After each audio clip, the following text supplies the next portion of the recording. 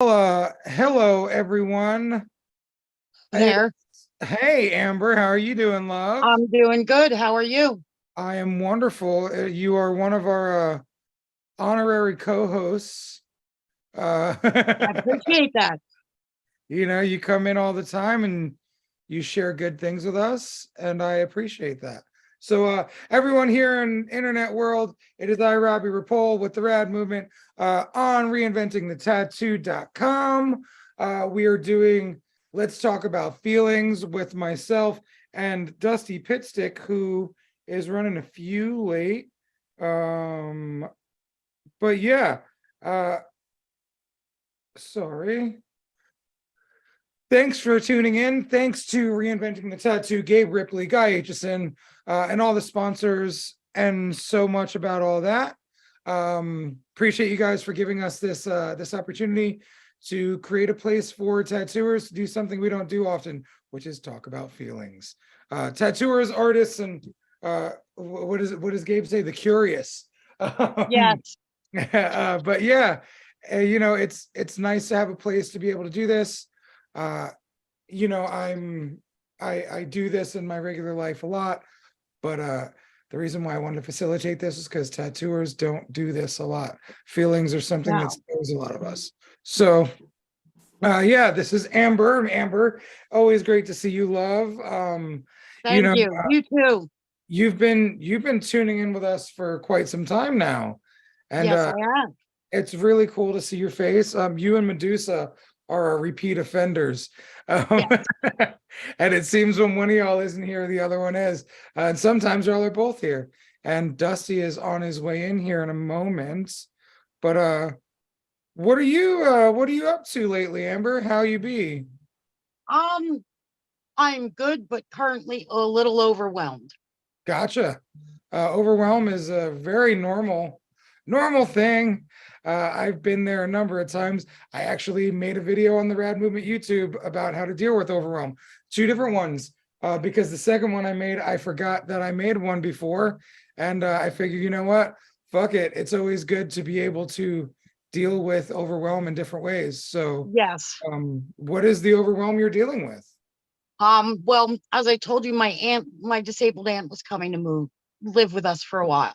Hmm. And I, being, someone of, let's just say, chemically challenged, I have a hard enough time taking care of myself and getting everything I need to get done. Gotcha. So taking care of her and taking care of me can be a little overwhelming sometimes. Right. And it's not just you, it's you, and you said you have grandkids that live there as well. Yes, So, three, yeah, so you got a lot going on in that place. And you're a full-time tattooer? part-time. Okay. So you have that. Do you have any other work that you do? Well, yes, but it's all art. I make handmade Christmas cards and greeting cards and So you do a lot of stuff as the basis of this conversation.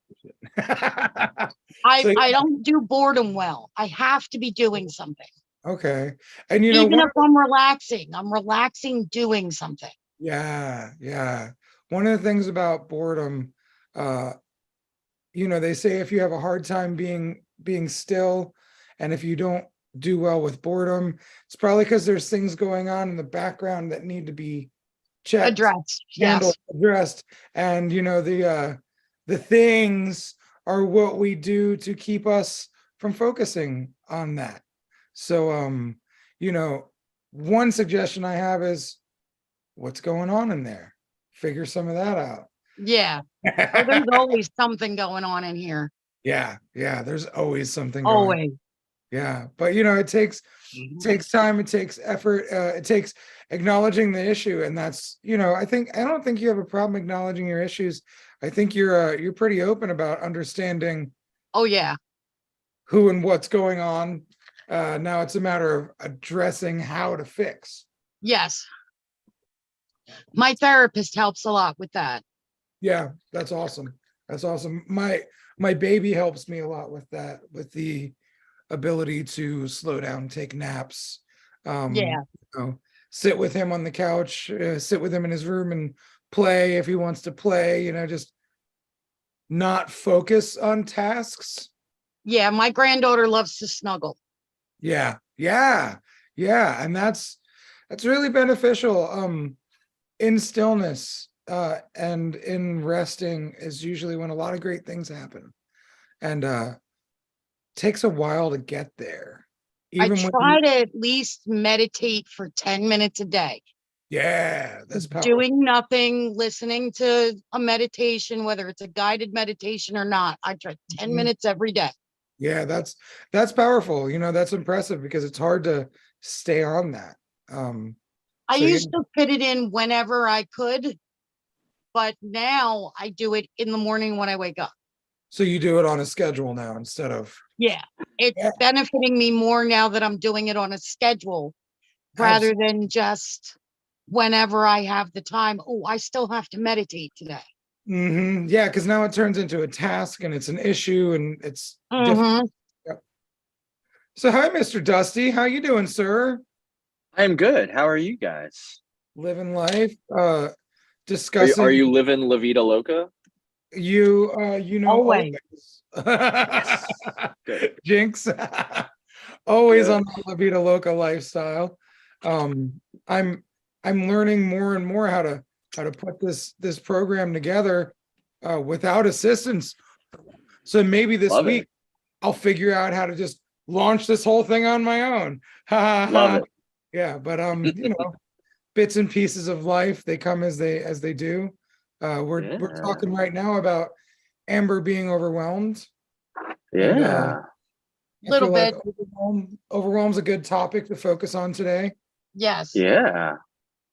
I feel like it happens a lot. I'm a bit overwhelmed right now. Hey, me too. All right. Oh, All there we right. go. Okay. Accurate topics. The What's three your overwhelmed amigos. yeah, there we go. I like that. Where's your overwhelm stemming from there, Dust? Um, If I may call you Dust. you may. I hold on, math here. November 5th was the Atlanta convention. Yep. I have not had a day off since then. Oh, Why'd you do that to yourself, silly? Well,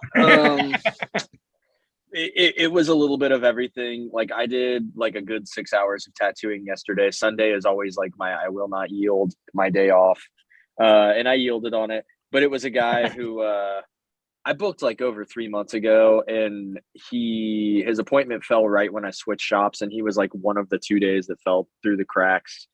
And we rescheduled him for another time, and that week that we rescheduled him for, he had COVID.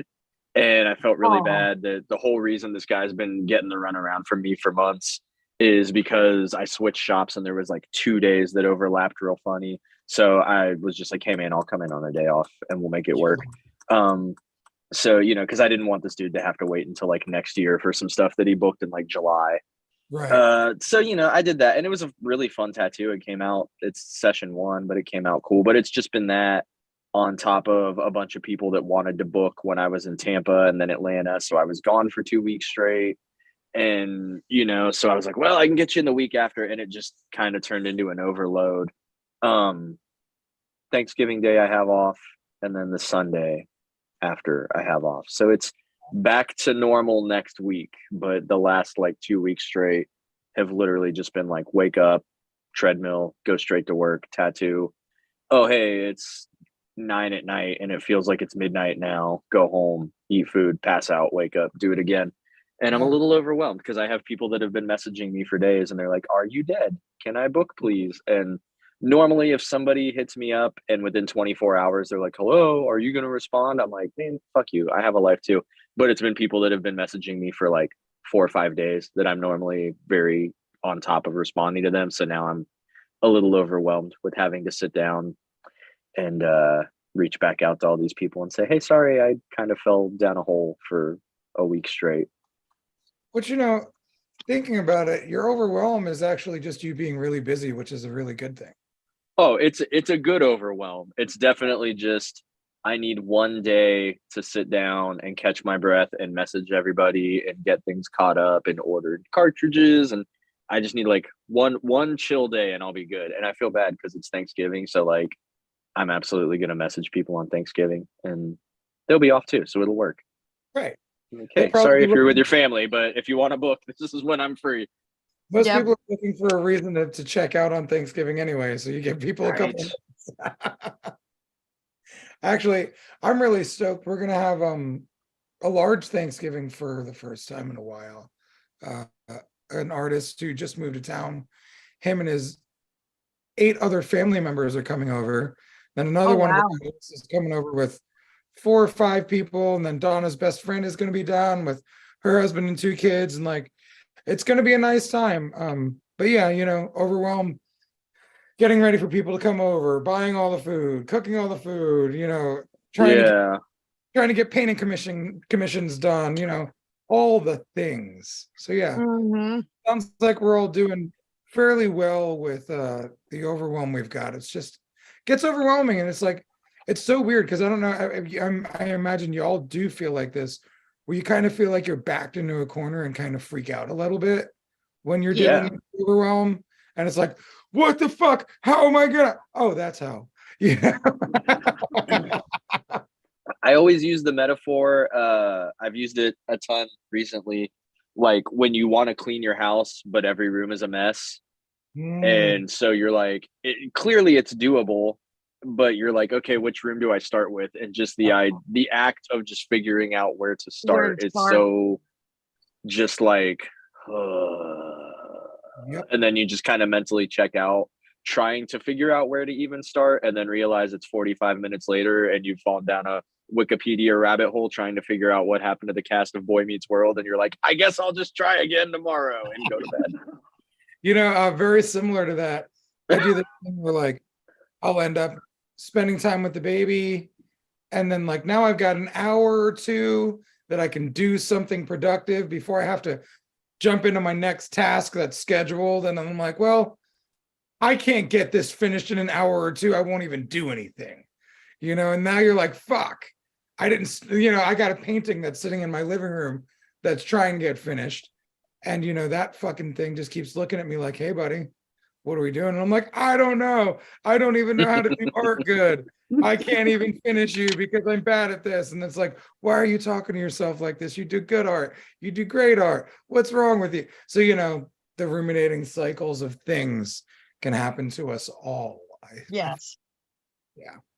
And then, I got the baby walking around because we got Zen a little walker with wheels on it. So Yeah. like, you plop him in the thing and he scoots the fuck around. So like now I'm like, trying to paint, and like Zen's running around. I'm trying to make sure he doesn't run into the fucking painting because it's like 50 something by 60 something. It's a giant canvas. Donna's in the kitchen doing things, and the dogs are running around. I'm like, wow, trying to paint with all this chaos is not the easiest thing to do, because I like my music, I like my quiet time, it's wine, like I make the painting experience like an experience, and now I'm not getting that. So it's interesting to try and figure out how to make that work for you. But the great thing is, it's a commissioned painting that I'm getting paid for it, and I'm having fun to do. Donna's like, I really love it. I wish we were keeping it. That always makes me feel good. And then when I'm done with this one, I get to move on to another commission painting. So it's like commission paintings are cool. I don't do art outside of skin for money very often. So when it comes my way, I'm like, wow, that's pretty cool. So just an interesting bit of things. And a lot of the time when you place your problems out on the table, they're really not that big a deal. Yeah. And yeah, I think right on now. that note, like a lot of us have issues dealing with overwhelming because it comes from a place of good. Like the overwhelm is like, you're like, I have so many people coming over and we're going to do this big ass Thanksgiving because people love me and I love them. I've got a painting I'm getting paid for because someone loves my art enough to get it. I've Right. got, the overwhelm of my child growing because I made a new life and it's a friggin' awesome baby that loves me and just laughs and is happy. And it's like, if you're overwhelmed with bad, it's really easy to be like, okay, this sucks and I can accept that and deal with it because like we all know how to deal with negative. But when it's positive, we're always just a little like, I don't want to seem ungrateful. I don't want to seem like a dick. I don't want to, you know, like, oh, I'm Yeah. so booked, or, you know, like, oh, people love my art so much. And like, Right. you don't know how to deal with it or to talk with others about it, because it's so like, am I coming off as like a total ass, like complaining that I'm working too much? Like, Yeah. oh, I'm just making money to do art. Like, and then you Right. see like, you know, some guy roll by in a wheelchair and you're like, oh, he has real problems. I'm tattooing a lot. And so then you just keep your mouth shut. Yeah. For me, I end up imploding a little bit, and to the point of exploding, you know, and it'll happen more so at home than it will outside of home. But you know, it's like, fuck, I can't watch the baby and paint and do this and you know, and then it's like I'm supporting the whole house. The money fucking comes in and it goes out, and it's like, yeah, but the money always comes, you know, like as soon as you get, you know, that bang in the bank, it's like there's more that comes out of it, but at least you get the bang in the bank. You know what I'm saying? Like, at least I'm not having things come out and I'm not getting these recurring payments into the positives. So it's very interesting, you know, how that works. And I've recently, I did a discount for the end of the year for my clients. They can save $1,000 booking a full day with me. And that's like filled my books up quite a bit more. And that's a really nice thing to have. And I get to give back to the clients. And like, then I know I'm going to start getting overwhelmed with, oh, I'm tattooing too much. Oh, this is too much on me. So like, there's always this level of overwhelm that you get to. And like you said, you can be an ingrateful bastard about it, or you can just shut up about it. Or you can work through it healthily, you know, which it's hard. I kind of low-key took it out on a client today, and I'm still feeling really bad about it. And I didn't say anything that didn't need to be said, but it was just like, I was already kind of in my like overwhelmed mode. And I had this client that like, she got tattooed, but she had a second tattoo she wanted. And I've tattooed her before, and she was in from out of state. So this was like the only week she could get in. Right. And we did the one tattoo, and we stenciled the one we did was, she got tattooed by somebody else. It was an apprentice, like where she lives now in Pennsylvania, and they didn't do the best job, and she knew it, and she's like, that's fine, but I do want to get it cleaned up and fixed up. So I fixed it up, but I had drawn up something else small for her, and we stenciled it on. She loved it. And I don't know if it was like her Snapchat or Instagram or whatever, but she put it somewhere online while we were waiting for it to dry. And she's like, oh, my friend just messaged me saying that they don't like it. And now I'm in my head, and now I'm not sure if I want to get it. And now I'm whatever. And she paid me for my time still. Everything about it was cool. And I told her, I was like, if you're not sure, then don't get it. You can always come back. But if 6 months from now, you're like, oh, why did I do this? So like, it was fine. But I was just really mad that this person who's like, got a good personality and is a good human is really like letting someone else just like make an errant online comment that stops them from living their life or treating their body the way they want to treat it. And I like kind of dove into like a 10-minute lecture about that, where I'm like, I was polite, but I was like, hey, that you're not getting tattooed. You offered to pay me for the extra hour. I'm not even stressed on it. You don't have to pay me that much. We're good. I'd rather be annoyed for one day by the situation and wake up tomorrow fine than you wake up 6 months from now with a tattoo you regret. We're good. But, and then I just proceeded to like, this person's probably not even going to be your friend in a year anyways. They sound like some internet dickhead.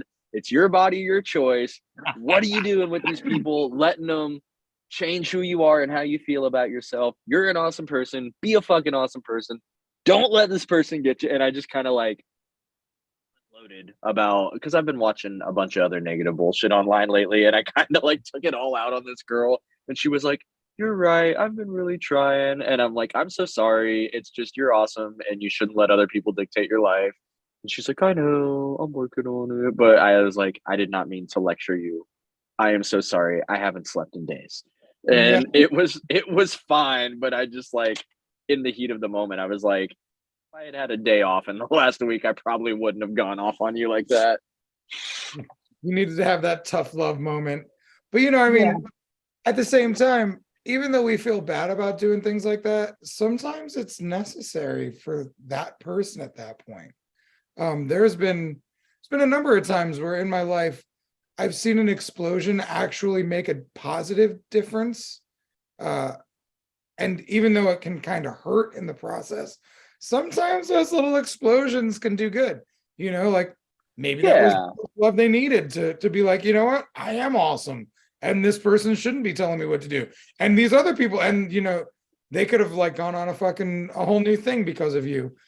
Free life. Oh yeah. It came from a place of love, but it also just came from a place of frustration in my own life that like normal me would have approached it like, look here, girl, like, come on. And instead me approached it as like, ah!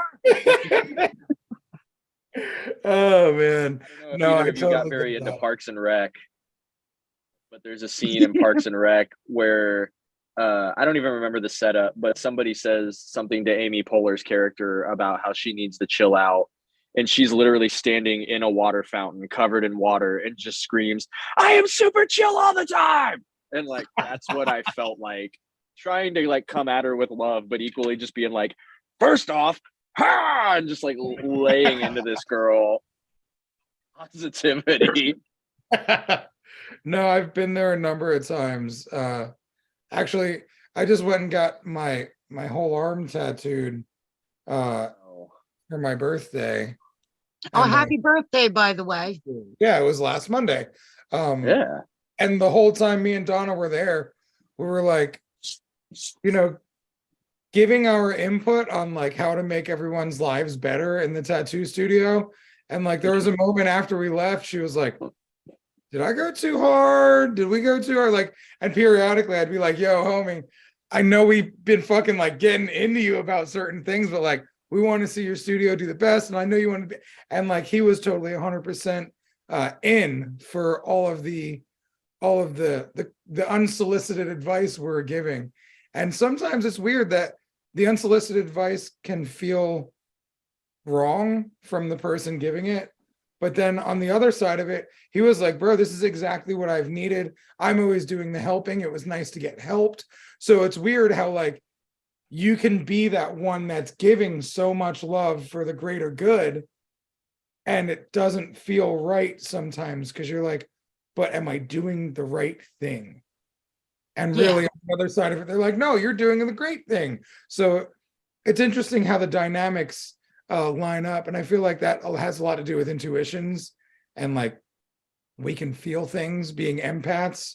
So, sometimes you're giving the spiel and you feel them like hurting because of it. But at the same time, you're overlooking the fact that they need it, even though it's feels kind of crunchy.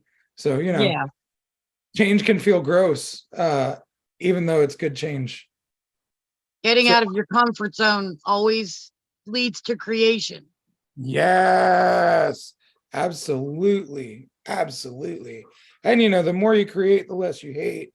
It's like, just keep building, keep doing. Why'd that make such a giggle for you, Dusty? I'm a sucker for things that rhyme. It just feels like something like a cool youth pastor in the 90s would spin a chair around and he'd be like, don't forget, when you release the hate, you create. He'd be like, let me tell you about another guy with long hair and some crazy ideas about love. His name's Robbie. He's got a podcast. I love that. It's funny though, too, because like it's very easy to forget what you're doing and how well you're doing it. Yes. I think I've been going through that lately, and I think that's a source of my overwhelm. And I think missing this last weekend and then not putting out a rad movement video last weekend also kind of took me off, because like I'm used to having these moments. I'm used to intentionally doing things on Monday that that are for the greater good of the world and the communities that I'm a part of. And instead I was very selfish and got tattooed the whole day and had a blast, and like stayed 2 days later than we initially planned, and like life is just now coming back to normal for me. And it's weird when life isn't normal, how easy it gets thrown off. I am such a subject of repetition. I didn't realize how much repetition really does keep me even keel, as much as I need to shake up that repetition and have chaos sometimes. For as much of a chaotic person as I am in my life is, I thrive on structure, and like it can be weird organized chaos, but like I love that Mondays are, hey, the shop's closed, but I always book like one client from noon to 4, so I'm done and home by the time for this. And then after 5, I'm going to a seminar tonight, but outside of that, usually Monday night is just like a super chill night for me. And then I know when I'm tattooing, I know if I'm traveling, so like I'm all over the place, but it's kind of organized. And so like between switching shops and hitting like conventions and guest spots for weeks there and all the travel and stuff, like I was really out of it. And then last week, like especially with the time change on top of all that, I don't know if you went back and listened to last week's with Medusa and I, but it took like 15-20 minutes to get going. The first 20 minutes are literally both of us just bitching about the time zones for the time change and how it's throwing us off and how we're so foggy. And then we found a subject we liked and we just kind of like bitched for an hour. It was like positively really negative. It was really just a whole hour of us complaining about people that are too good for certain tattoos and how your Pinterest tattoo, if it means something to you, shouldn't be like shit on, and like ways to handle that. And I laughed a lot when I watched the replay. You guys were awesome. It ended up being really productive, but it was like born out of, I think both of us were just so frazzled from chaos and the time change that we're just like, look, we're going to get this off our chest. And it just turned into like complaining for an hour about it. So I feel like, what's that? Venting is a real thing. So yeah. Oh yeah. So I'm getting back to normal outside of overwhelm. But yeah, last week I was super thrown off from all the chaos. Yeah, it be like that sometimes. Yeah, I mean, even when we were in Tampa together, we did a lot of fucking venting and like getting off our chests things that needed to be fixed, and that's weird. It's weird because like we talked about it during a number of times, like, are we getting toxic now, or are we still for the sake of something positive? I was just gonna say I've been struggling with that lately too, because it's like the same thing with you. I was like, it's about a certain number of topics that I was like, I'm gonna kind of just let them be and let it resolve itself because I'm not a part of it anymore and it's fine. And it really started turning into like so many people, other artists, clients, people from other shops, strangers, like approaching me about it. And I'm like, well, I'm not gonna not answer these people or not gonna not be honest, but I'm almost going out of my way to be like, it just be sometimes. And they're like, yeah, but, and then start unloading. And I'm like, well, I can't not agree with all this. So I got tattooed by my friend Jenny that works at another shop. It's the shop that I'm going to for this seminar tonight. And same deal. She was just unloading about all the same stuff. And I'm like, well, you're tattooing my foot. I can't go anywhere. Like, yeah, I'm going to be honest about it. But I've almost gone out of my way to like vented. I've put it out there in the universe. Like I'm happy and I'm at peace and I can move on from it. But every time I get out, they pull me right back in. Wyclef made a song where he says that every time I keep getting out, they keep pulling me in. Pull me back in. Dude, and that's the thing. Like, it's funny. I was seeing this thing on the internet today. It was this dude, and he's standing in front of this crazy fucking water, and then it says problems, and it's like me facing my problems, and he's like got a staff in his hand, and he's like standing there all like Jesus like, like problems, and then the water starts bubbling up way hard, and then he starts running away from it because it's going to take him out. It's sometimes like when you face the shit, it gets angrier. Yes. I was reading a book one time about meditation, and she focused on that heavily. She's like, if you follow this practice, you are going to have some bad things. When you start getting into, healing, the bad shit pops up, and like, dude, every time I keep coming out, they pull me back in, and you have to stay focused on knowing when the line of venting is crossed. When it Yeah. goes venting to straight bitching, that's the hard time. Yeah. And the reality of that whole situation with a lot of people was like, it was getting to the point of X, Y, and Z. And I finally was like, okay, here's how I remove myself from it. And I think that was the biggest step, was like, okay, I'm here now. And it's like, those things are always going to find a way to creep back into your life, especially when you live in a smaller city where everyone knows everyone's business and everything just is what it is. And, you know, it's all fine. But I have gotten to a place where unless somebody really starts the conversation or engages it, that I'm able to be like 3 steps back and just be like, it is what it is. But man, it's always the last person you expect that shows up and is just like, can you believe this shit? And just starts uncorking. And you're like, man, I had just purged it from my conscience and now here it is again. You know, that happens to me a lot. I went on TV fighting with my brother. So, you know, people will come up to me and be like, how's your brother? And it took me a long time to develop the diplomatic answer that feels good and gives enough info, but also tells people back off. Yeah. And, you know, my answer now is like, look, I watched my dad and his estranged brother cry together on my dad's deathbed. That's just probably going to happen one day. And if it don't, well, then that's what it is. So like, when one of us going to die, we either going to come back together or we ain't.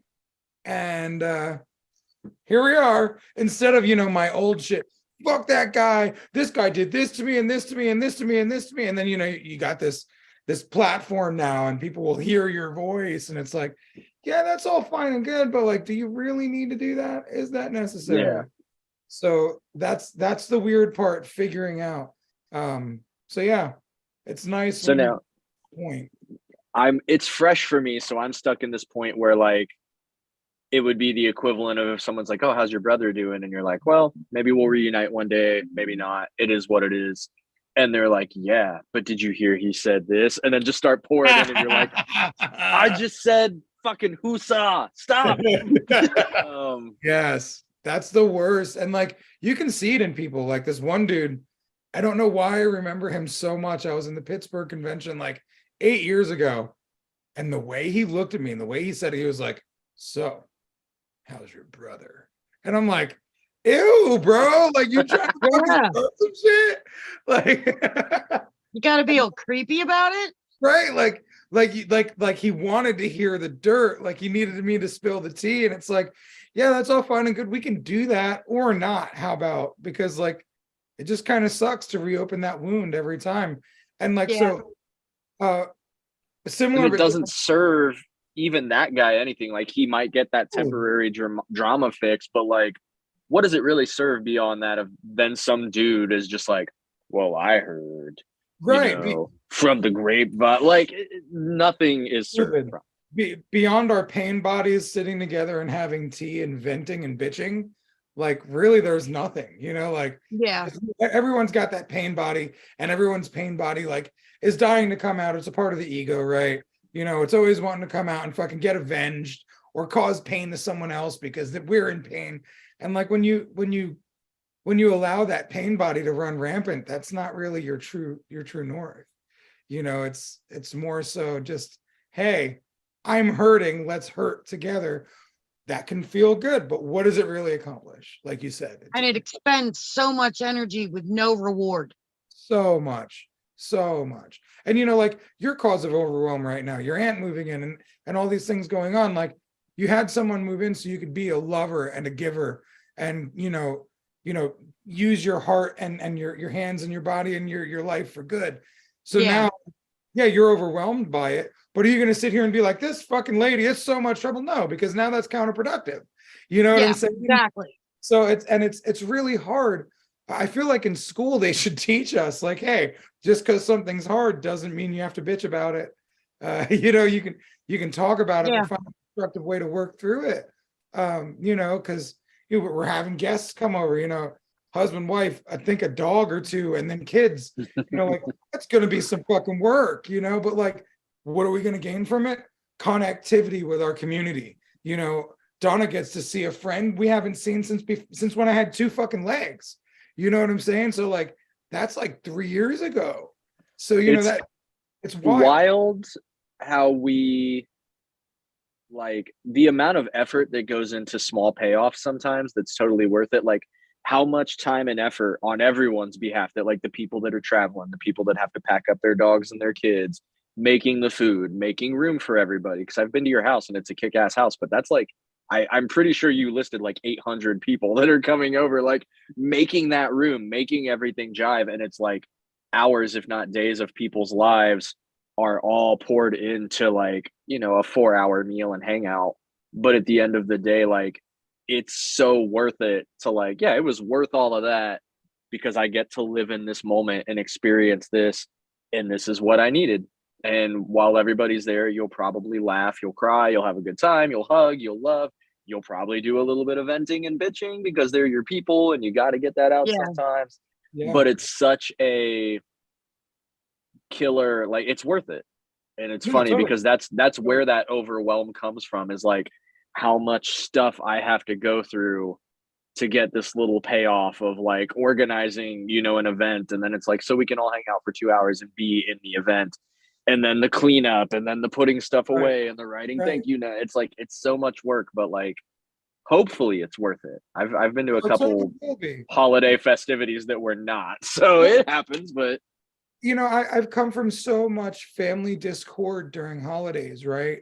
Fucking people starting fights, you know, like fucking cops getting called, you know, my son wanting to knock out one of my brothers, you know, like when he was a little shitterbug. Like, so it's just like we've had a lot of things happen over the holiday seasons over the years. These are all my people. All my people are coming, right? And then the holiday is going to be over. And then Donna's mom and granny come, and then we go to fucking Universal for the Harry Potter thing that we do. And, you know, she does the VIP tickets. That's the only time I like going to these parks because, like, other than, like, getting on Hogwarts ride, there's no lines anywhere. So, like, I get to actually enjoy myself.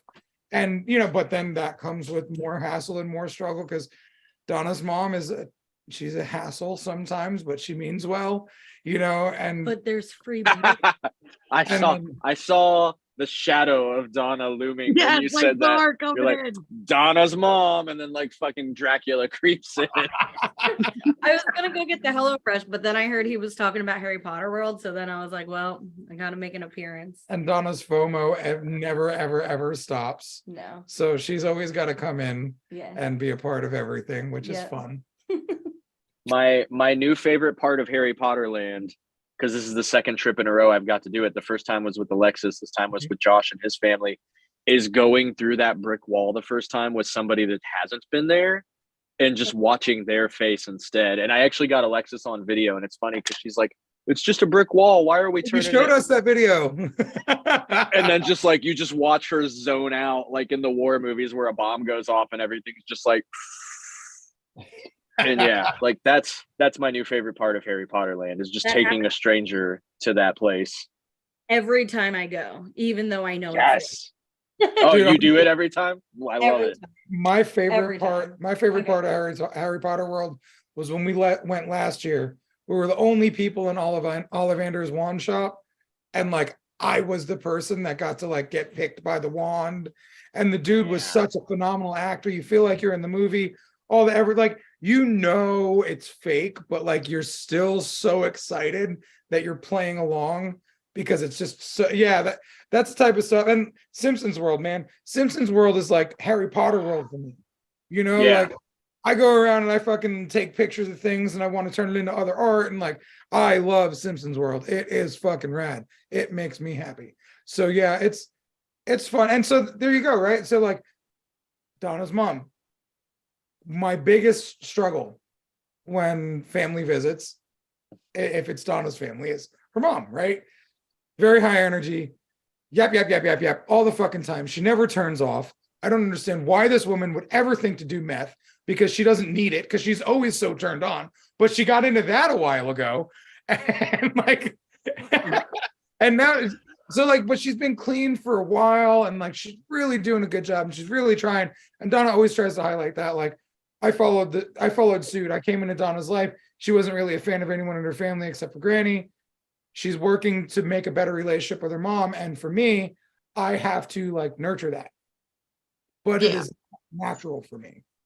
I love every time a story or secret about Donna is unlocked, because I slowly realize that her and I are just kind of the same person, existing on two different bodies, but like Yep. that we eerily similar to my story with my mom, but like yeah, and that's a lot to deal with because you've got resentment from like so much stuff. Hey, remember that time you sold my drums for drugs in high school? And now it's like I'm trying to let go of that and just sit at Christmas and be like, we're cool. You're clean now. Here's a gift. I don't know. It's Right. I Yeah. get it. And like that for me, that I think is my biggest part. You know, my son's bio mom, she was an addict.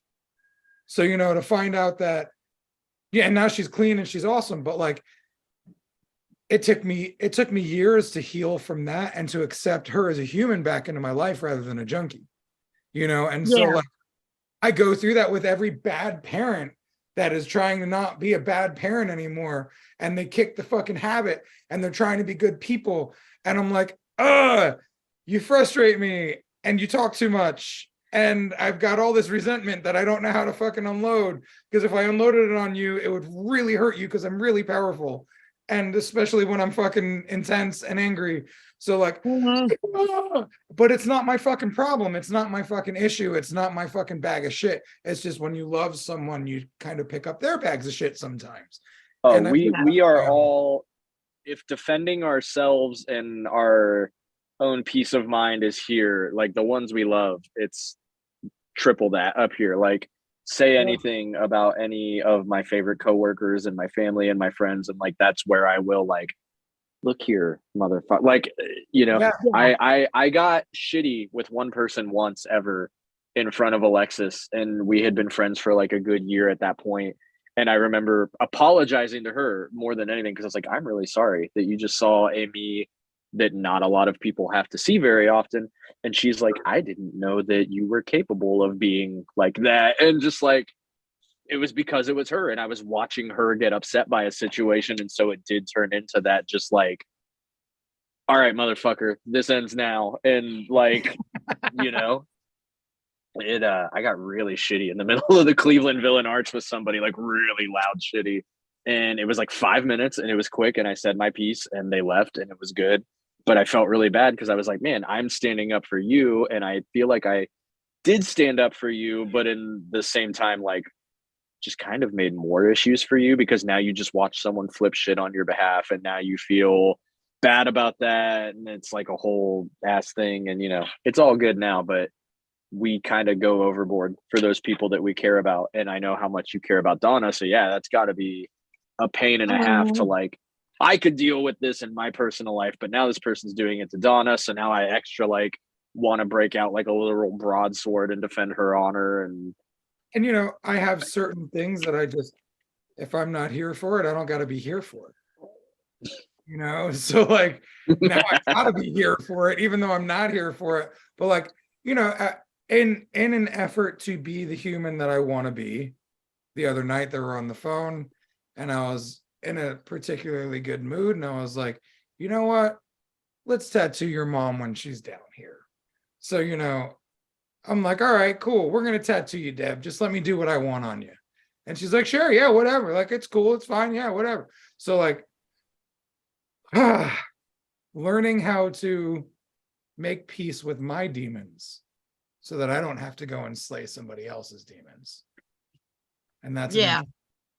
it's very interesting. But, you know, I become more self-aware, it seems, lately. I noticed that I'll catch myself getting pissy or cranky or whatever it is. And then after some time that starts to die down some, you know, because I realize, oh, hey, I feel this type of way. This isn't what I'm really feeling. This is just what I'm going through right now. And like able to not act on it, you know? So Yeah. working on not acting on things the way that it's so easy to act. Do Yeah. you still go through the internal manic depressive roller coaster of dealing with it, even though you're not acting on it, where you're like, I'm gonna tattoo her mom and that's gonna mend the bridge and things are gonna be better and fucking good on me, I'm doing it. Oh fuck, that means I have to tattoo her mom. God, why did I do this? Because it's the right thing to do. But why the fuck did I? And you're just like high low, struggling with it. What I go through is like, dude, she's living in my house and she's here. So like, I know I'm just gonna have to deal with her no matter what, right? So my whole Yeah. thing, I try to stay positive, I try to stay kind, but then she'll blindside me out of nowhere. We'll be driving in the car and she'll read every fucking thing we drive by, and I'm like, man, like I don't need to hear you talking every fucking second of this drive. But then I'll get like unreasonably angry about it. So now I'm like, Yes. And yes, I go through the, I'm gonna be nice to you. God, I still want to fucking smack you. I did that yesterday with the guy that I did the stuff on, because I was like, I'm gonna do right by this guy because I had to reschedule on him. I'm gonna come in on my day off. It's gonna be awesome. He wanted a super dope tattoo. He's basically doing like he had other stuff, but we're interworking everything with like Marvel Funko Pops of the Avengers in like a kind of new school style. That's looking really good. It's gonna be rad, but like at the same time, I'm like, dude, I need this day off so bad. And I'm like, but he's a cool guy, and we're gonna spend the whole day just talking about superheroes. It'll be great. But like, dude, I want to sleep so bad, and it's so cold outside. And then I went in and like I tattooed him. He got there at noon. We stenciled by 1. We tattooed until 6 or 7. The whole time we talked about like dream casting for superhero movies and football, and it was a blast. And the dude tipped me like way more than was necessary. And the whole thing was super dope. He's already scheduled for January for the second session. Like everything from the day was fruitful, but the like 24 hours leading up to it was like, I need a break so bad, but I can't do that to this guy. I'm doing a nice thing. It's going to be all good. Plus it's my job. But he would understand. He had COVID. He rescheduled on you the second time, but I rescheduled on him the first time. And it was such this like roller coaster of what's manic easy depression. and what's right are rarely the same thing. Right. Yeah. It's real easy when it actually comes to call to be like, fuck, why did I do this? Well, I do that a lot with taking care of the baby. I'm like, all right, I told Donna I'd handle morning. Morning to me isn't until 3 p.m. This is fucked. And I'm like, I'm being a good dad because I love my son and I want to spend time with him. And I'm being a good husband by taking care of the baby so she can sleep. But fuck, man, your morning's fucked up compared to my morning. And like, I go through these things in my head and I'm like, and like every time I leave the room with the baby, so she can get sleep, she's always like, I love you. Thank you so much. And I'm like, and then like, and then like today we went and played in his room for a little bit until he freaked out. And then we went and watched Avatar on the couch. And like Avatar had me crying like so many different times because I've never seen that movie. And it's one of the most beautiful movies I've ever seen. And so like, and then he's just so cute. And I get, it's so easy to do the right thing and then bitch in your head about having to do the right thing. Yeah. Yeah. And then it comes and it's great. And you're like, why was I so... I'm going, like I mentioned earlier, I'm going to a seminar tonight at a local shop that a guy's doing on cover-ups. And the guy's work is awesome. I'm going with Aura. Like, we're going to have a good time. Everything about it's cool. There's literally nothing wrong with it. But again, I'm just so exhausted and it's dark at like 3 p.m. now that I'm like, why did I sign up for this? I could be sleeping. I could be drawing for tomorrow. Why? And I know I'm going to go and have a blast. Like, everything is good. It's just that like that negative Nancy in the back of our head that's just like, or you could just not. And I like, that's literally it. There's no rhyme or reason. It's just like, or don't. And there's no backup to that. So just cram it back down in there and go. Realize it's a good time in the long run. And well, go on with my life. That's the thing too, we've got to feel things. They come up for a reason. And if they come up, then they need to be felt. The tricky part is feeling it working through it, releasing it, and not being a cocksucker about it. Yeah. I'm working on that. Yes. I'm trying so hard. Yeah. Yeah. Really. I'm sure you're going through that a lot, Amber. Like, like I'm doing Yeah, this. I have PTSD from taking care of my ex. Shit. Cool. So this gets a little triggering sometimes. And I'm Mm. like, I am very happy that my aunt is here. I haven't seen her in 8 years. I'm enjoying watching her develop a relationship with my grandkids. I love being able to spend time with her. But at the same time, she doesn't have to tell me about the zit on my forehead every time she sees me, Yeah. which is a million times a day. Right, right. So you're like, I'm already insecure about it, and now I've forgotten about it. And now you've reminded me of it. Thank you Yeah. very much. Yeah, Donna's mom will run around the house doing that. Like, I'm glad she pointed out the fact that we needed to fucking clean the air filter. But like, shut up. Yeah, it's Aw. it's so hard to not, that you can end it so easily. Like the 18th time that she's like, what about that zit on your forehead? And you just want to be like, what about your failed marriage, Deborah? Like, just say some really obnoxious, over the top shit that like will just end it. And it's like, no, instead what I'm gonna say is, yeah, I love you too. Right, Aw. right. That's also like the doorway to healthy communication. Like, hey, thanks for pointing it out, but you don't need to, right? Like, Mhm.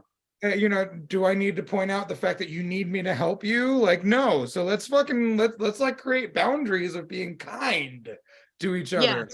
Because a lot of the time, and with older folks too, we don't realize that our advice is unsolicited sometimes. Like sometimes we think we're doing a good thing. Oh, if I point out that zit, maybe they'll go pop it, or maybe they'll develop a healthier skincare routine or something because of me. But no, usually it's like, hey, please shut up, that's too much.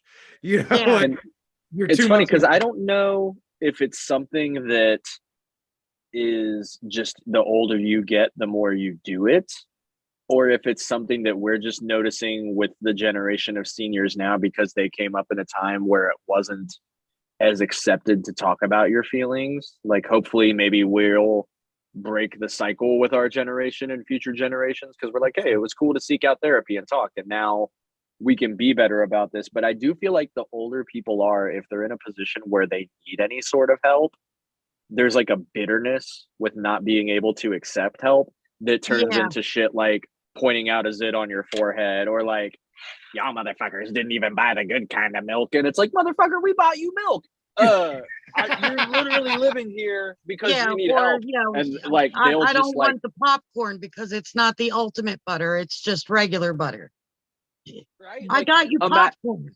imagine that is the problem in your life, that someone is helping you and housing you, but they didn't get enough butter on the popcorn, and the audacity to be like, motherfucking no butter, have an ass. Like, it's such a older generation thing that I think it's like, there's a little bit of like uselessness that comes with getting help. And instead of embracing like, I'm still good at X, Y, and Z, and I'm still helpful for this, this, and this, it's real easy to just turn bitter. And Yeah. apparently when you break into your 60s and 70s, you just get a free pass to like unleash that on the world. You motherfucker, everyone around you. Right? Well, like, that's why I have this tattoo. FFWP, fuck first world problems. Yeah. Nice. Because a lot of our problems are fucking first world. Me and a couple dudes were sitting at a table or at a bar one night. We were all bitching about our women problems, and I was like, to be quite truthful, these are first world problems. Like, we should get these tattoos. And all four of us were tattooers, so we all four did a different letter on every dude. Nice. And it was a weird little thing, but like, fuck first world problems, man. Like, it's not that big of a deal. That was the whole last hour of last Monday, but instead of like an insightful version of it, like, these are first world problems and fuck that shit, it was Medusa, and I like the audacity of these motherfuckers. Just, you know, like, because it really, I feel like I say this every time Don't we do this tell her I podcast, but cannot at the end of the day, we get to wear the clothes we like, listen to the music we like, get paid very handsomely to do art. And if the basis of my day is like, oh, today I get to do sick ass new school Marvel characters, but tomorrow I got to do, you know, Zayden and Caden and Braden and, you know, an Infinity Loop. Who cares? I'm making hundreds, if not thousands of dollars to just show up in my hoodie and put on the grunge station and bang it out and have a great time. Right. It's so first worldy. Dude, totally. And one of the Like, things that I've been even falling above that, that's like zero world shit. I've been falling into when I go into work. Like I was on the phone with my buddy one day and I was having a bad morning. And you know, we were just venting together and like we both felt way better when we got off the phone. He was like, You doing tattoos today? And I was like, yeah, this dude wants some like Angel of Death type shit. I'm not really sure, you know. I love the dude and he's stoked and I'll have fun with him, but I don't think I'm gonna be stoked to do the tattoo. Well, I shouldn't say things like that because I got to work and I threw out any idea that I wanted. And he was like, yeah. And I was like, oh, so I found a way to make his Angel of Death work with me. And now I did the dope ass start to this fucking sleeve. And I'm super excited to do more. And I was like kind of bummed that I wasn't into the imagery. And like I've just not even been giving thought to the imagery anymore. Like I just did a fucking portrait the other day of a girl. I saw that. Yeah. Dude, 20 years ago, their daughter died. As we're tattooing, she's like, you know, I've been waiting 20 years and I realized you were the one to do it as soon as I met you. And, you know, instead of being caught up in the fear, because I get really scared with color portraits. Oh God, especially when it's someone's dead Right? child. Like, God, Yeah. you can't fuck that up. Like, let me make the child all purple. Cool. Because then I have 4 tones of purple that I know I need to use. But if you like make it a human with human skin tones and all these yellowy, browny, greeny, purpley, orangey, you know, pinky, like there's so many things to cater to in doing the color portrait properly. The cool thing was she let me go nuts. She let me do my thing. We figured out the right thing. We made it fucking bigger. We made it huge. And like It was a black and white portrait, right? That they let you black and white colorize. image. Yeah. So like, dude, at one point in time I freaked out. I'm doing it. And like I told her later on because it was too funny not to tell her. But I was like, I was looking at the colorized picture and that side of her head had an ear and the black and gray photo that it's actually the tattoo doesn't have an ear. But I freaked out for a second because I looked at that ear and I was like, where did I put that ear? So like, you know, sometimes you'll pull information out of a drawing to make it more tattooable. Like, yeah. I thought I pulled too much information out. I was like, man, where'd that ear go? I fucked up. But like for real, the most I got out of that was like all the good she was telling us. She's like, you guys are the yes studio. So many tattoo shops and so many tattoo artists will say no. You've never told us no yet. Everything we want, you say yes, and you make it better and you make it cooler. And like we just had an amazing time together. So I was glad that I got to go in there and do this great tattoo because I was really stressed in the morning. I felt a lot of pressure, you know. But then once I like got to talking to her, I was like, man, there's no pressure whatsoever. Like, this is great. Like they initially booked her and her husband for the same day. And I'm like, I really don't like to book 2 people in one day if I'm doing a portrait, really, unless it's like, unless I'm just doing little bangers and we know that. Like, yeah, I'm rushing. They decided to fucking split it up and do 2 days before I didn't even have to have the conversation with them. So like the pressure was pulling off of me. But I am so accustomed to putting pressure on myself. I figured it out beforehand. But like, man, there was a lot of pressure and it was a lot of stress and it was a lot of worry. But the good thing is I didn't take it out on anybody. I didn't turn it into a problem. I didn't make it a thing. I just knew at some point in time, I was going to have to get out from under that stress. And as soon as I got to shop and, you know, working with her, all the stress went away. So it's really cool how if you don't explode, you probably won't implode either. You just gotta create. So you won't. There's a study that in like junior high, my teacher in science told me about, and he like gave us an article on it and everything. And the basic idea, it was this like group of college students that did this, where they would go to like the Happen in college. That's how old I am. I just called it the Happen in college spot. They'd go to like their place that they all go to. Fellow youths would congregate. But they would go every Friday, and they started doing this experiment where every time they went that someone new was coming along. And it's like really cruel that they did this, but it's a fun experiment. It's interesting. So like, you know, it is what it is. If it was like, hey, our core group of friends are going, we know a bunch of people there. This guy, you know, we'll call him Dave, is coming along. On the way there, they'd be like, are you like, have you been feeling good, Dave? Like, you look a little rough.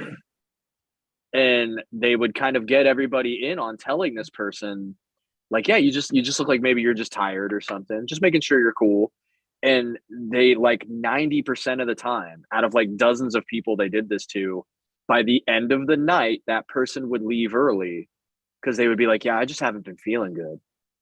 And it was like a literal scientific physical explanation of that whole, like, you can control your own body with your mind power in that regard. And the idea that if enough people are like, yeah, you just been looking rough, like maybe you haven't been getting sleep, or you just getting over a cold or something, maybe you're about to come down with something, that by the end of the night, your body will be like, fuck, am I sick? Do I need to go rest? And it'll like just drain it out of you. And it is such a mindset that we can put ourselves in, that it's awesome that we can pull ourselves out of that hole. But I've been guilty of it just the same way you have, of showing up and being like, this fucking client, and they're always on this, and they always want this. I've got so many people that I've tattooed like a dozen times that every single time I've had to explain to them, no, we cannot do it the size of a quarter. It's going to look like garbage in 6 months, let alone 10 years. That I will go in like, fuck, I got to tattoo them today. And then by the time we do it, they agree to the size, the design's cool, we end up having a great time. But like, trying to get myself out of that mindset of even getting there, of like, I never even thought that. So we were able to just start cool from the rip, versus that first 30 minutes having to be me pulling myself out of a pit. Yeah. And it's so like, we can do that to ourselves of just like, man, this is fucking Angel of Death, some fucking Slayer shit, and blah, blah, blah. And then you get there and you're like, oh, they let me do whatever the fuck I want. And it was rad. And the tattoo's cool and they were fun. And I got paid a shit ton of money to roll up in my flamingo shirt and do art and listen to ska music. And like, it's so good. But you have to like, no, we just have to pull ourselves out of that hole. And it's cool that we can, but not being in that hole in the first place is something that I've been fighting a lot with. And it's funny because he told me that shit in junior high back in like the 90s.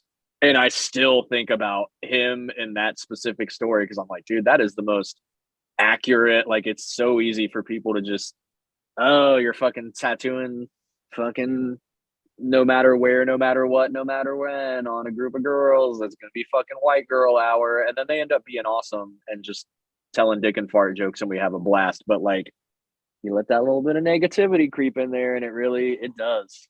I have to admit, I have 2 white girl tattoos, but I had them before they were a thing. What are they? I have a dandelion silhouette. Oh, yes. Is it I blowing did off myself. into anything?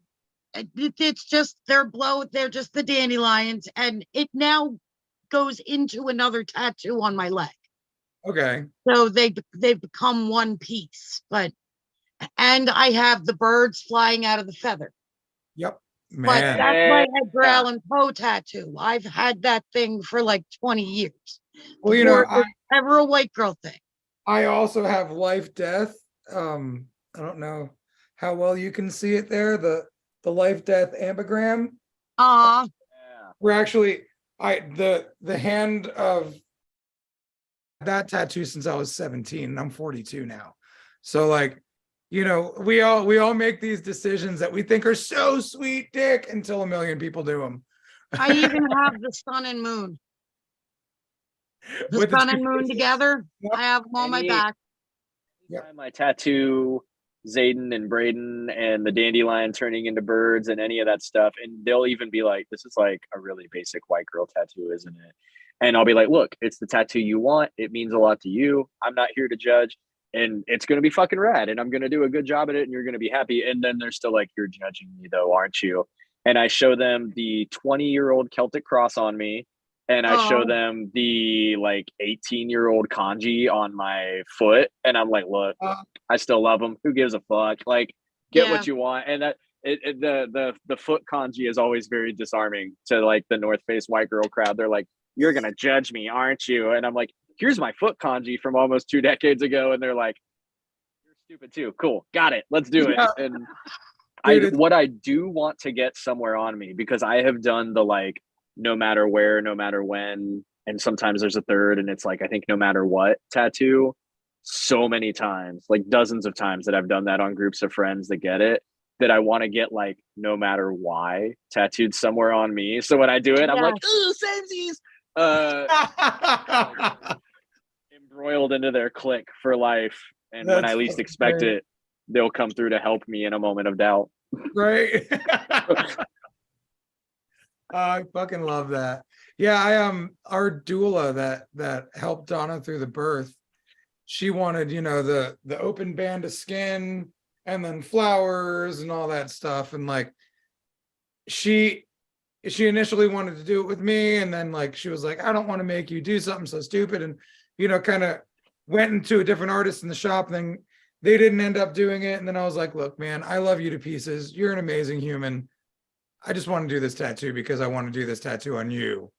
And like, that was the whole thing. She's like, I know I'm making you do a basic bitch tattoo. And I'm like, dog, all you get is basic bitch tattoos. But like, you were in the room when my son was born. Like, that's Yeah. some wild shit, like, I don't give a fuck. Like, and that's the thing, like looking at it for what it is, our relationship is what made me want to do that tattoo on her. Mm. And then I actually enjoyed doing the tattoo because I got to do it my way anyway. It was fun, and I created this thing. And when I used to get so hung up on content of creation, it made it less fun. But when Yeah. you're like enjoying what you're doing, and it means something to them, and you can joke about it, and they can say I'm a basic bitch, and you're like, yeah, you are, ha ha ha, we're friends. Like, I'm a dumb bitch though. Look at what I've done. Like Yeah. Dusty. It's fun. So Amber, I know you came on talking about you're feeling overwhelmed. Is there any venting you need to do? Any specific problems you want to hear some perspectives on? Anything you want to jump into? Because we're over time, which is absolutely normal, but I didn't Yeah. want to cut it out without giving you an option to talk, because me and Dusty have kind of been ping-ponging this whole time. Well, it's kind of like Dusty said, you don't want to bitch Right. about it and seem ungrateful for the situation you're in when there's blessings in it. Right. So there's all kinds of stuff I could bitch about, like constantly pointing out, this it, and there's not enough butter for the popcorn, and every morning I don't even make breakfast for myself. Now I'm making breakfast for my aunt. There's little things you could bitch about, but at the end of the day, I really do count my blessings with it. It's just my therapist and I are working more on my PTSD and not being so triggered, and Sure. trying to get through that. And when I do get triggered, how to talk myself down, and five things you can see, 4 things you can hear, 3 things you can smell, 2 things you can taste, 1 thing you can think, just to talk yourself down and calm down. And I've been working on that. And all you're really thinking is, well, I can't taste the fucking butter, that's for sure. Have you thought about trying to reframe it too, like when you get frustrated, just being like, I am being of service in this way, and this is invaluable to the human Yes. Focusing on what you're really doing in the world rather than the lie that you're focusing on, which is, this is fucking shitty, because our brain likes to tell us lies instead of focusing on the truth. Yes. So, It does. Yeah. So try and focus on like the service you're doing, like the fact that you're really making a difference in a number of people's lives. And this is something we've been talking about with you for a while. At first it was your clients that you didn't understand why they wanted you. And, it goes into your home. You're a healer, you're a giver, you're a lover, you have a servant's heart like a motherfucker. Yeah. And it's hard to realize that. I think all three of us do.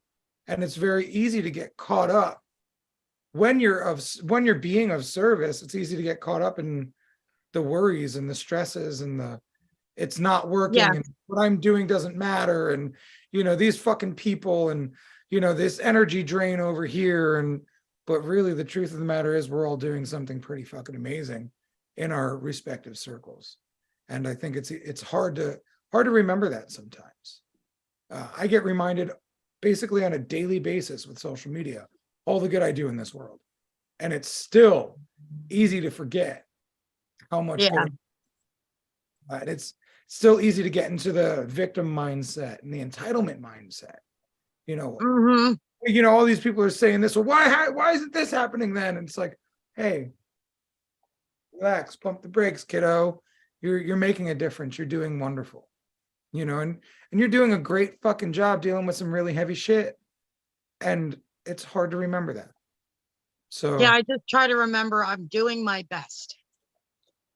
I can't do more than my best. My best is all I have to give. That's it. And it's funny, we were drunkenly renting jet skis one day, and Donna pointed out the fact that good stories start with that sentence. Yes.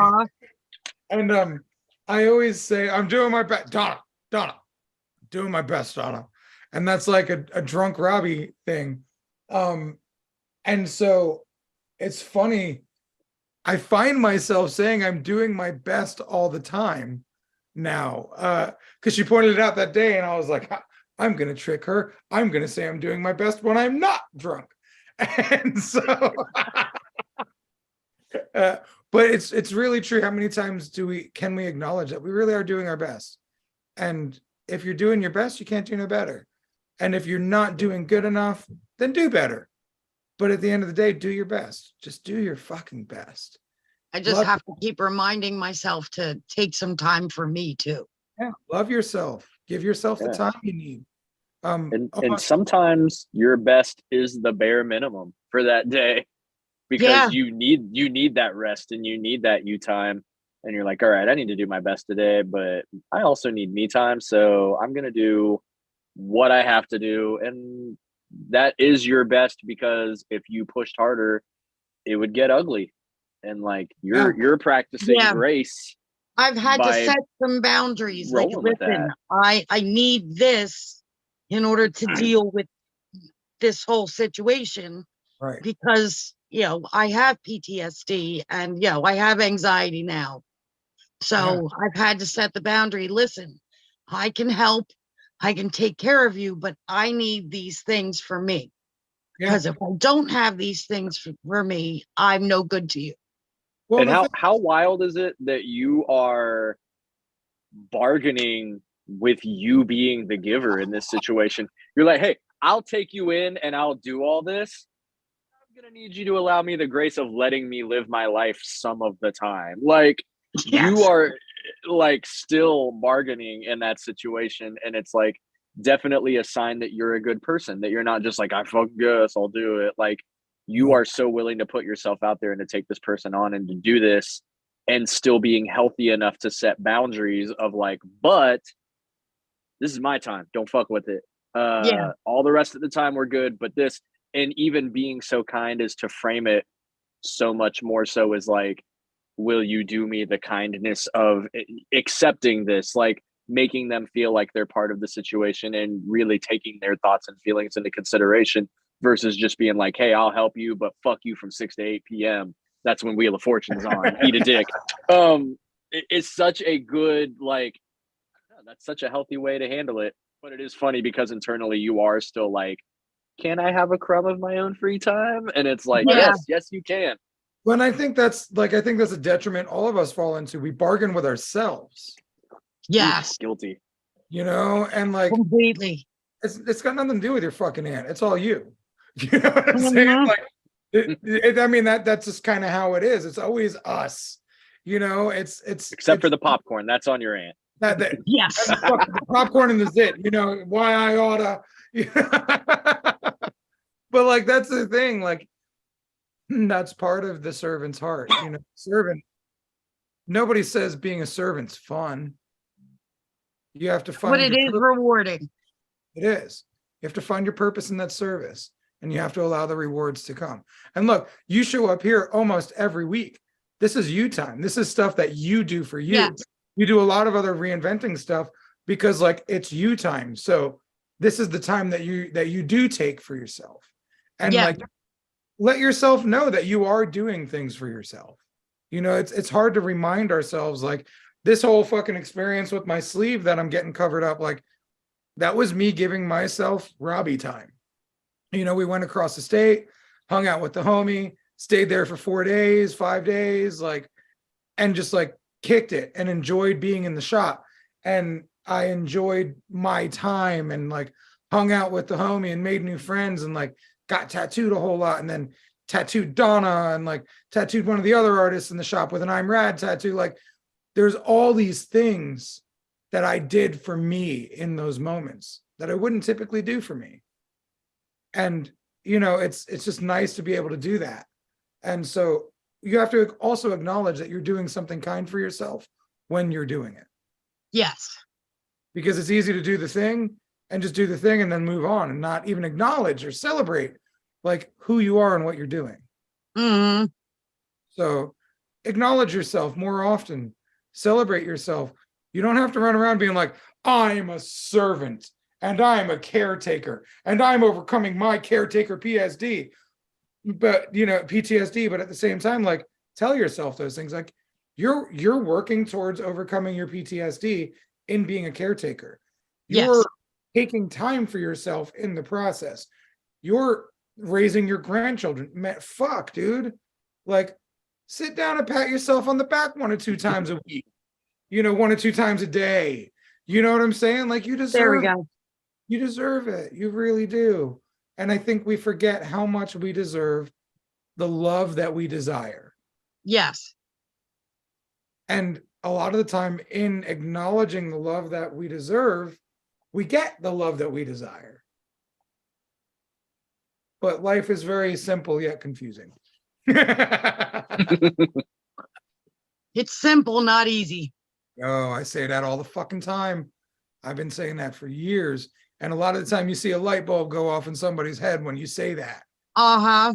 And do you know, like, even though you know simple, not easy is a thing, how many times do you be like, you get stuck in the trap? Somebody's like, oh, this is simple. So you're like, fuck, it's going to be easy. And nope. No, not at all. Not at all. Not one bit. It is simple, not easy. We got to remember that. And then, you know, do we really even want it easy? Because I prefer a challenge a lot of the time. Yeah. You know, I mean, There's no reward with easy. no, it's really not. Yeah, it's masturbation. You know, it gets you done quick, but like it Yeah. doesn't feel filling. You know, it's like, I got this over with, but now I'm still not where I want to be. So Yeah. you know, we have to remember that. So yeah, on that note, I'd say Dusty's got to get to his seminar, and Yeah. we've run over a little bit, and we'll keep it inside of under an hour and a half, which is something Yeah. to do. So you know, thanks for joining all of you out there that aren't in the room with us, and the humans that are in the room with us. Thank you, Dusty. Always thank you for being here. Amber, always great to see you. Always great to be here. I love being with you guys. I don't think you realize how good it makes us feel to have people show up regularly. It's nice. 'Cause, knowing people want to come to your party is a real good feeling. I appreciate the fact that you guys do this. And I appreciate you very, very much. And I'm sure I speak for Dusty in that same aspect. Absolutely. It's nice to Thank know you. that people appreciate what we're doing. It's weird stuff that we're doing here, talking about Yeah. feelings. Groundbreaking. right. And you know, I think sometimes because it is groundbreaking stuff, it was almost hard for me to say that, accepting that we're doing groundbreaking things. it's hard sometimes because everybody wants to learn how to make money, but not everybody wants to learn how to get emotionally well. Yeah. And sometimes Crazy they get notion. really wrong. What's that? Oh, I just said, what a crazy notion. Right. And like, And I because think being emotionally well can lead to making more money. it definitely does. Oh, most definitely. Absolutely. And Making better decisions with that money. yes. Yeah. Every financial coach out there that's worth a shit will get into emotions, because there's an emotional bank account and there's a physical bank account. And if your emotional bank account is low, your physical bank account will never get there. Yeah.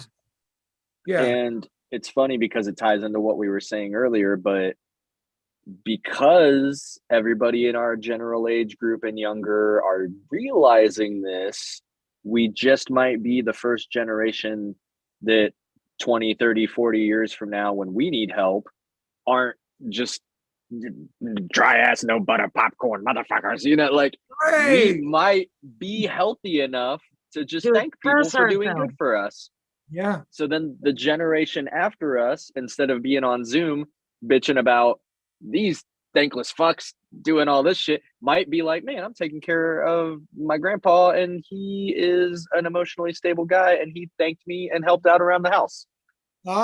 We just Yeah. might break the cycle. Wow. That makes me think about what kind of person I want to be when I'm, in a less than capable point in my life. Nobody wants to cranky fuck around them, especially when they're Yeah. wiping their ass and dick. Yeah. Right? And it's real easy to be cranky when you need your ass and your dick wiped, but maybe we'll all just make it after all. Yep. And Maybe. it's funny. My dad, he always said, when I'm shitting myself, take me out. And we all let him die once he started shitting himself. And maybe it's a little healthier to say, hey, when I'm shitting myself, help me. So I don't want that. That was ingrained in all three of his sons from an early age. And he took us all aside separately, said, your brothers aren't going to be able to do this, so you're going to have to be the one to kill me if I die. I mean, if I shit myself. So all three of us were charged with this mission from a very young age. That way, at his deathbed, when he was shitting himself, we were all like, Ma, stop it. He wants to go, let him go. And it was really weird that was his unhealthy way of creating his scenario. Yeah. And we don't have to die when we're shitting ourselves. Yeah, it's embarrassing. But like, if we get emotionally well before that, then maybe we'll hand them the rag and say, hey, you mind wiping me up? You know what I'm saying? Yeah. Like, this is really uncomfortable for all of us. I carry incense for the same reason, like whatever. Yeah, that's a really interesting thing to think about, like being emotionally well enough to be cared for in a healthy fashion. Because, one of the people in the magical motherfucker class, they were really huge on was like, I don't know how to ask for help. And I'm really bad at it. And honestly, it's probably what I need the most right now in my life. Muy interesante. Yeah, Absolutely. We're doing it. we're doing it. We're fucking forging new pathways, turning Breaking over. generational curses. Yes. Thank you for pulling that out of my brain, because I thought that earlier. No, and we could be the generation that breaks some of those curses for real. Yeah. Like, how beautiful is that we can break our own generational curses and like we can heal. Huh. Ourselves and others. Yeah. Exactly. But it all boils down to that age old, you can't do right by others until you can do right by you. So we're healing ourselves so that later on we can make life easier for the kids that got to wipe our asses. Mm. You're What is it welcome, that RuPaul says? Gen Z. I'm a Gen that? Xer. We're the toughest generation there is. We've raised ourselves. Yeah. I don't know what I am. I was born in 1980 and I thought I was Generation X. And then I might be a millennial. I Oh. think Say you're that, right on the but- cusp of Generation X. I think you're an Xer. Yeah. Let me Because see. there's I in my head I consider millennial, you had the internet growing up. Yeah, and Mhm. I Like that I seems got to be that. like the threshold for they're the internet generation. And I remember that shit came out with like AOL free discs when I was well into like high school, if not graduated. So I'm just like, I don't relate to a lot of the millennial stuff. Yeah. But you know, and I was born in the early 80s, so right behind you guys. But it's definitely, I don't know, the internet age has always been millennial for me. So you And I were was it's born on the bicentennial, really July 4th, 76 1976. 76. Nice. You were born on July 4th too? Yep. well, What is that? yeah. What's that like? Did a Puritan give birth to you on a tall ship?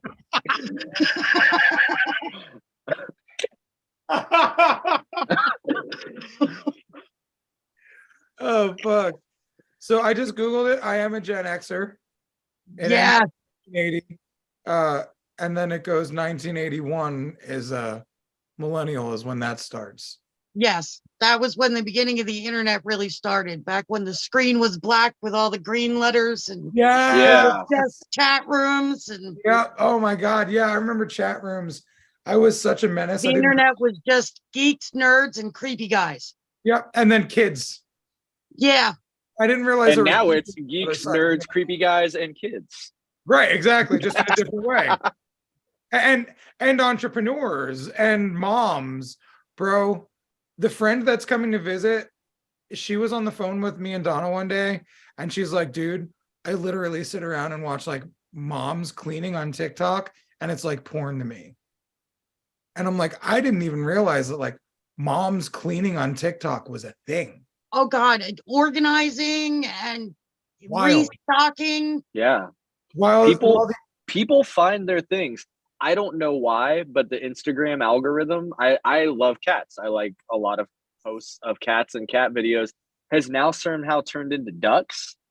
And I did not ask Instagram to keep giving me reels of like baby ducks just being cute, but I will be damned if I don't like 30 of them a day. I'm like sending them to friends like, oh my God, this baby duck has a hat. Check this shit out. And like, it's a day maker for me. Instagram I has so fucking many love baby that. duck videos. I love that. So you just said the word day maker. For anyone looking for a book that's a good book to read, I think it's like Life of a day maker. Life as a day maker. Did I tell you about that one? You told me about it and I bought it off of Amazon. It's such a good one. Such a good one. Just reminds you to go around making people's day. You Yeah. know? Like fucking gas. I love doing that, giving compliments to strangers, and Dude. things like that. I love doing that. I want to So do. I ahead. think I'm setting myself up for failure with this thing. It's going to be more hassle, but it's going to be worth it in the long run. But I had this crazy idea this morning because I was looking at my calendar, and for whatever reason, I didn't book Black Friday. Like I have no clients that day. So I think what I'm going to do in the spirit of the holiday, because I've seen a lot of people will do like giveaways and stuff like that. And I did one once ever, and it was like more pain than it was worth. And so I've always steered clear of them. I think I'm going to go in my Instagram stories and I'm going to do a giveaway for Black Friday. But the caveat is that you have to sign up your homie for it. So it's like a giving thing and like a day Yeah. maker thing, that it's going to be like, who is your friend that's just going through it right now and needs a win, so that I can hit up somebody that like, you know, they didn't even necessarily like, oh, I'm going to enter, like their friend was like, nah, they need it. And like, just hit them up like, hey, you're free on Friday. So like, we're doing this. And they just didn't even, you know what I mean? Like, but then Yeah. it's going to turn into like having to figure out what they want. And is it like, okay, we'll make sure, you know, because of course it's going to be like, well, can we bust out this realism portrait sleeve in one day? You're already Like, doing it. You're already doing Yeah. it. What you're doing. see, You're I'm doing already the setting thing. myself up. You're already doing the I'm thing. telling myself at the party that I look sick, and I'm letting it happen. You're doing the thing. You're doing the thing that you said not to do. Look, I said for you guys not to do it, not for me. Do as I say, whoa not as I now. do. Josh Carlton hit the internet one time with like, don't fight with your clients in your head before an appointment. Yeah. And like that's exactly what we're talking about. How many times are you like, fuck, this person's gonna want this and this, and then they come in and they're like, you know, I figured I was kind of a pain in the ass during the consultation, so I'm going to hand over full creative control to you. Have at it today. And it's like the whole morning you're bitching at them in your head. And then you get there and they're the kindest, most giving, most understanding. Like everything fucking works out. And one thing I really keep telling myself, because I have this really bad problem with fucking panicking about money. Always, always, always panicking about money. Always. And one of the things that I teach that I need to learn myself more so is I've made it through every single fucking money fiasco that I've ever created or actually been in. Like, even when I was broke, I was never too broke. And like, I was listening to this book this one time and his homie was talking about how like he went into the negative because he fucking invested on himself. And then it just kept going into the negative even deeper. And I was like, what happens if you go in the negative? So I role played in my head, like, what happens if my bank account goes into the negative? Nothing. Nothing fucking happens. Yep. They're not going to come and chop. Max for a couple days, but Right, like they don't come and chop off your fucking arm. You know, like what ends up happening is your brain says, I'm in the negative. How do I get in the positive? Then you create solutions and shit happens. Or the universe is already fucking working for you and brings you things anyway. Yes. But I've never been in the negative for so long that it made a difference in my life. It's more of an ego thing for me. and the system is wild as fuck, because even if you somehow did go into the negative and just continued spiraling into the negative, you literally just you go and you're like, I'm bankrupt, and they're just like, dope. Yeah. Yeah. Yeah, here you're That's bankrupt. literally- Start paying this little bit of money right now, and Yeah. we'll get you back on your feet. It's so weird. It's such an interesting thing. Such an interesting thing how much we spiral ourselves. Dude, my oldest son, he's freaking out the other day. I don't know how I'm going to pay my car payment. Goes in DoorDashes, makes $115, and then fucking wastes the money on fucking stupid shit. And I'm like, well, you were worried the other night about your car payment, but like, now you're not. Like, why'd you spiral if you were just gonna fucking be silly anyway? Like, That's before I knew a new kind of Reese cup came out. All right, Dad. And he's like, well, I was buying gifts for people at Claire's, and I'm like, well, that's cute, but like, dog, like, but we always come out of it. We always come out of it. That is the curse of a giver's heart right there. How am I going to make my car payment? But also Christmas is coming up and I want to do nice things for people. Dude, perfect example. I spent $2,000 something on these fucking tickets on last Sunday for the Harry Potter thing. Because, you know, Granny, Donna's mom, Donna, me, Jaden. Like, so I buy all these fucking tickets, right? Then the money comes back into my account, but the tickets are still viable. So instead of being like, oh, cool, we got money chilling, I'm like, what happens when they take this money out of my fucking account? Then they're gonna notice it, and they're gonna come, and it's like, but I've got more money. Like, I stress myself so much about stupid shit. Like, who the fuck stresses themselves about getting a couple grand back into their bank account? Like, Yeah. It's so weird. And these are the repetitions we've gotten ourselves used to of just stressing over stupid shit. Yeah. Worrying about stupid shit, fighting with our clients for no reason before we even get to the shop. You know, like, so I know that every state was a little bit different during COVID, but in Ohio, tattoo shops were shut down for probably about 2.5 months. It was a while. mm-hmm. And while they were shut down and they were figuring everything out, I still worked. I had worked at Aisle 9 prior to that, but I also worked at the Y part-time, like super part-time. I taught like 3 move to lose classes a week.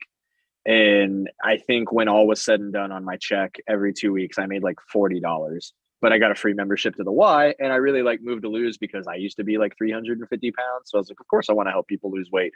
But I got the free membership, and the downtown Y is dope. It's got like the hot tubs and the pools and the upstairs track and all that. Yeah. So the short version of the story is that they were like, well, here's a code you can file for unemployment, because we know the tattoo shops are closed.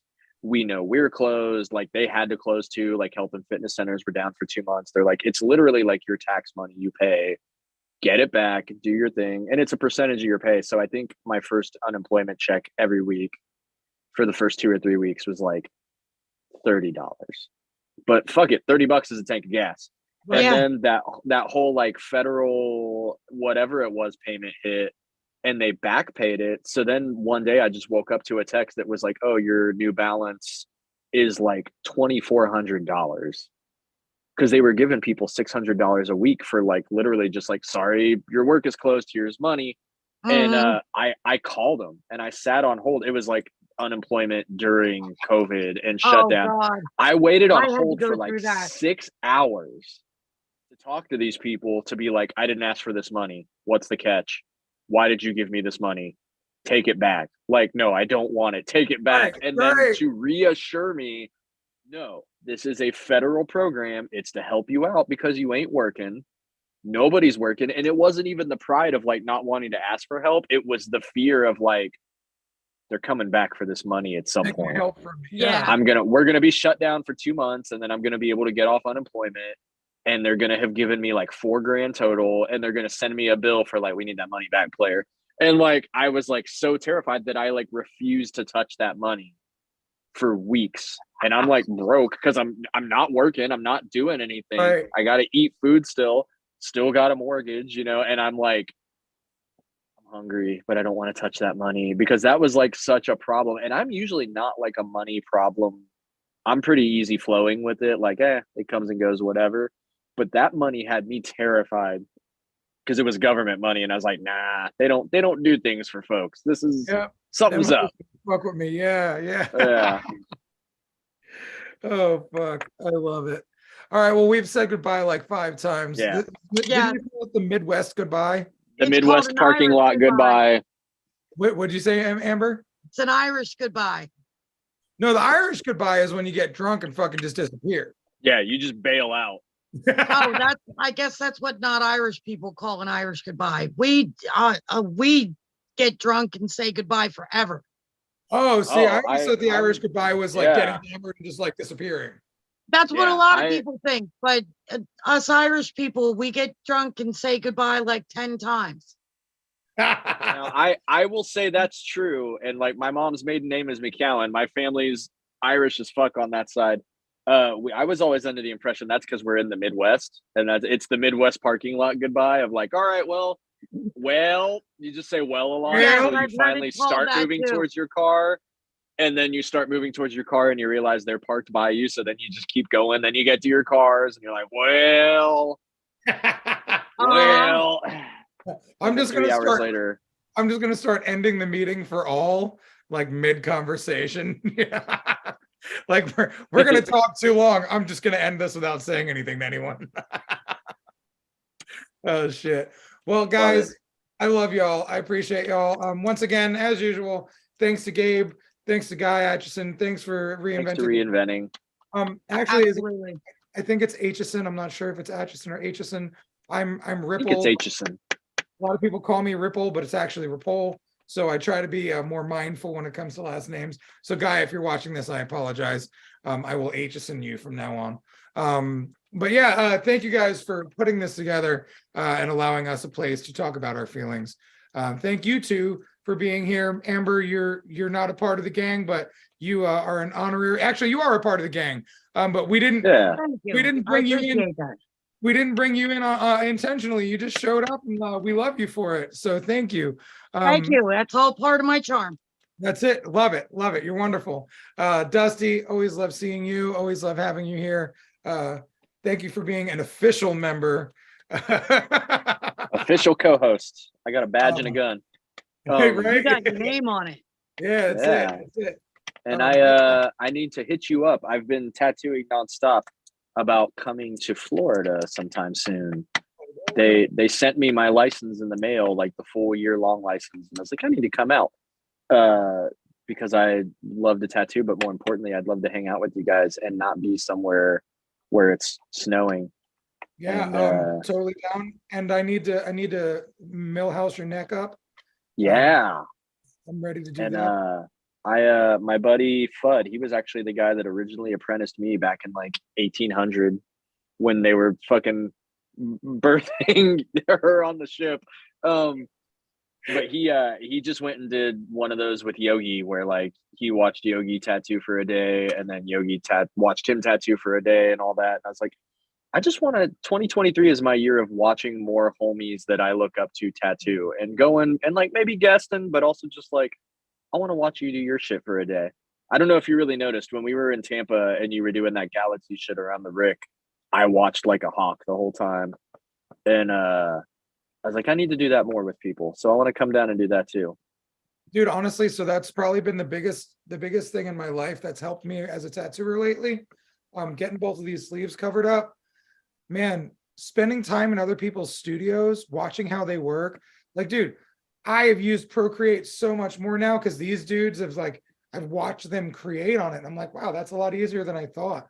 And just the concepts of how they run their studio, how they treat their people, all the things. Yeah. I'm learning so much about the tattoo world that some of it's relearning, some of it's new learning. But yeah, it's so great to just be around other shops and other artists and other things. So yeah, man, love it. Come out, have fun, bring Aura and Josh if you want. Yeah. We'll just come and hang out either way. Hallelujah, holler back, son. We got room to crash at the house. Fucking, and you're good to go. So would love to have you. Yeah. 2022 was the year for me of like COVID is finally chill. I can do conventions now. And so 2023 is the year of like, all right, I just want to go watch other people. And if I can do a tattoo or two to pay for my plane ticket, dope. But also I just want a full day to just be the fly on the wall now. I can dig it. Yeah, man. Come on through. We'll have fun. Hell yeah. All right. Well, I love you guys. Appreciate y'all. And Yep. You guys wonderful have a Monday great evening. night. You too. Yep. Love you. Take care. Bye.